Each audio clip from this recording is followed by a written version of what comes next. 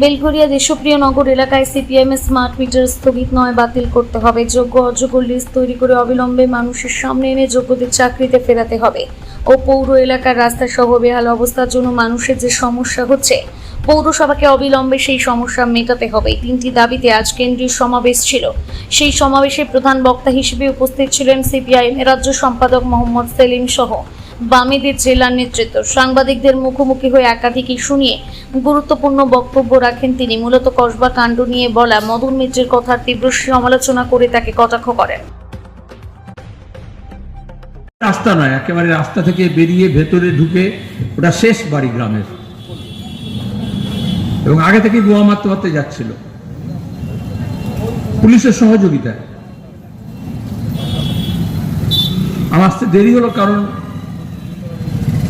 বিশাল সমাবেশ, ওই সমাবেশে ওদের বাড়ি থেকে বেরিয়ে ঢুকতে এবং বেরোতেই অনেক সময় চলে গেল, জায়গা ছিল না। মানুষের প্রতিবাদ আসলে রহমান এটা ছিল বোমা মারলেই মোটামুটি ভোটে জিতে যাওয়ার ঘোষণা করলেই সব শেষ। ইতিহাস সেখানেই থেমে থাকে না, সেখানে শেষ হয়ে যায় না। মানুষের প্রতিবাদ, মানুষের প্রতিরোধ, এই হিংসা, এই খুন, এই ধর্ষণ, এই অত্যাচার, এই সন্ত্রাসের প্রতি যে ঘৃণা, সেটা উগরে দেওয়া। আর এটা বললেই হলো না, উগরে দেওয়ারও সাহস লাগে। তামান্নার মা বলিষ্ঠতার সঙ্গে সত্যকে আঁকড়ে ধরেছেন এবং তা জনসমক্ষে প্রকাশ করেছেন। নাম দিয়ে ওই মস্তানদের এফআইআর করেছেন। আজকে পুলিশ বাধ্য হচ্ছে তাদেরকে গ্রেফতার করতে। আমরা বলেছি বিচারের জন্য শেষ পর্যন্ত আমরা যাব। এটা নতুন না, প্রতিদিন এই ধরনের খুন, জখম, ধর্ষণ তার খবর স্বাভাবিকভাবে নর্মাল, নিউ নর্মাল বলে মেনে নেয়।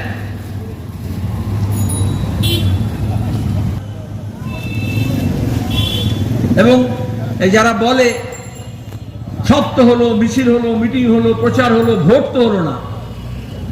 ভোট কিভাবে হয় পশ্চিমবঙ্গে? পঞ্চায়েতের, পুরসভার, এমনকি ইলেকশন কমিশন অফ ইন্ডিয়া নেতৃত্বে উপনির্বাচনে আমরা দেখলাম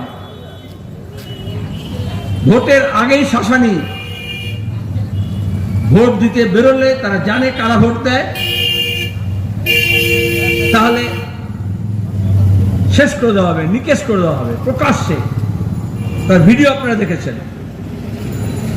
গত পঞ্চায়েত নির্বাচনে এরাই, এই যারা খুনি আজকে, পিটিয়ে খুন, মব লিঞ্চিং, হিন্দু মুসলমান, জগন্নাথ মন্দির, রাম মন্দির, প্রসাদ, এগুলো নিয়ে কথা হতো। আরো তো অনেক বিষয় ছিল। তখন বলা তো ক্লাস 10 স্কুলটার আছে, 11-12 কেন হবে না? 11-12 হয়েছে, তাতে আর্টস আছে, সায়েন্স কেন হবে না? কমার্স কেন হবে না? কেন ইঞ্জিনিয়ারিং কলেজ আরো হবে না? কেন ল কলেজ আরো হবে না? কেন মেডিকেল কলেজ আরো হবে না? কেন পেশা শিক্ষা হবে না? কেন বৃত্তি শিক্ষা হবে না? হিউম্যান রিসোর্স ডেভেলপমেন্ট, আমাদের ছেলেপেলেরা আরো দক্ষ কেন হবে না? আরো শিক্ষিত কেন হবে না? আরো উপার্জনক্ষম হবে না কেন? আর তারা উপার্জন যাতে করতে পারে, তাহলে কেন কলকারখানা হবে না? কেন কৃষিতে 1 ফসলি জমি 2 ফসলি 3 ফসলি হবে না? কেন সেচের ব্যবস্থা হবে না? কেন বন্যা আটকানোর চেষ্টা করা হবে না? কেন ড্রেনেজটা ঠিক মতো পরিষ্কার হবে না? রাস্তা আরো চওড়া হবে না কেন? ব্রিজ আরো প্রশস্ত হবে না কেন? এই হাজারো কথা আছে। দেখবেন এই দক্ষিণ পন্থার উত্থানের সঙ্গে সঙ্গে এই সমস্ত রাস্তা ঘাট, জল, কল, নল, বিদ্যুৎ, রোজগার, বেকারি, শিক্ষা, স্বাস্থ্য, আবাস, এগুলো সব পেছনে চলে গিয়েছে। জগন্নাথ মন্দির করেছি, তাহলে রাম মন্দির করে ওরা ঘরে ঘরে চাল পৌঁছে দিল। ওই বস্তা বস্তা চাল নয়, কয়েকখানা দানা চাল। মমতা ব্যানার্জি এখন আরেকটা দুর্নীতি করে ফুড ডিপার্টমেন্টে বললেন বড় লোকদের বাড়িতে গেটেড কমিউনিটিতে বিডিও এসডিওরা গিয়ে দিয়ে আসবে, পুলিশ অফিসার গিয়ে দিয়ে আসবে, আর গরিব মধ্যবিত্ত নিম্নবিত্তদের রেশন দোকানে গেলেই আপনাকে প্রসাদ দিয়ে দেবে। আসলে এটা প্রসাদ নয়, পরিষ্কার কথা বলছি। কারোর ধর্মীয় আবেগে আমি আঘাত করতে চাই না, ওগুলো প্রসাদ নয়, ওটা হচ্ছে প্রাসাদে টিকে থাকার জন্য লাইসেন্স পাওয়া। একটা আকারের তফাৎ আছে প্রসাদ আর প্রাসাদে। আসলে সামনে ভোট,